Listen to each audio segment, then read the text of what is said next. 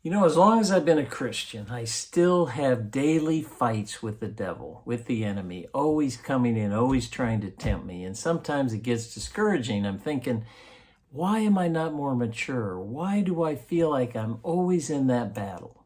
Maybe you feel the same way. Let's talk about it in your morning cup of inspiration. Interesting thought as I was reading in Luke, the 22nd chapter, and this is the last night before Jesus was betrayed, and he's talking to the disciples.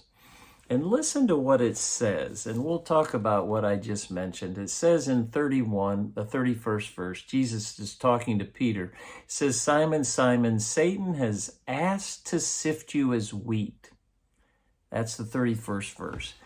It just kind of hit me. Satan can't do anything without God's permission, can he?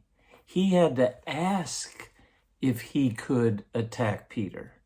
So God allowed Satan to tempt, and he does that so we can strengthen our walk, so we can establish ourselves. But he only does it within a certain limitation, because he tells us that he doesn't allow us to be tempted any further than what we can endure.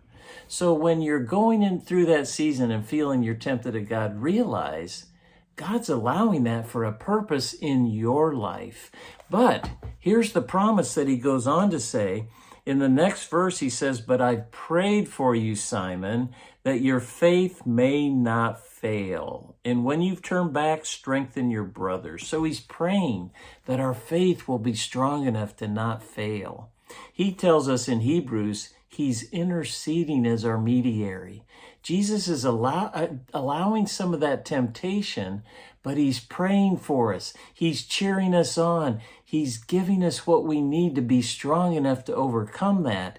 And it says in 1 Corinthians, he tells us he provides a way of escape to overcome it. So if you're battling or fighting the enemy today, if you feel like you're being tempted, realize, number one, God's allowing it to strengthen you and has a purpose. But number two, he's cheering you on, praying for you, and is giving you a way of escape. So rest in that today. Don't beat yourself up, but continually trust in God and realize that he's there, cheering you on, having it under control, and wanting to see you grow and experience victory today. I pray that ministered to you. God bless. Thanks for joining me for that morning cup of inspiration, and we'll see you next time.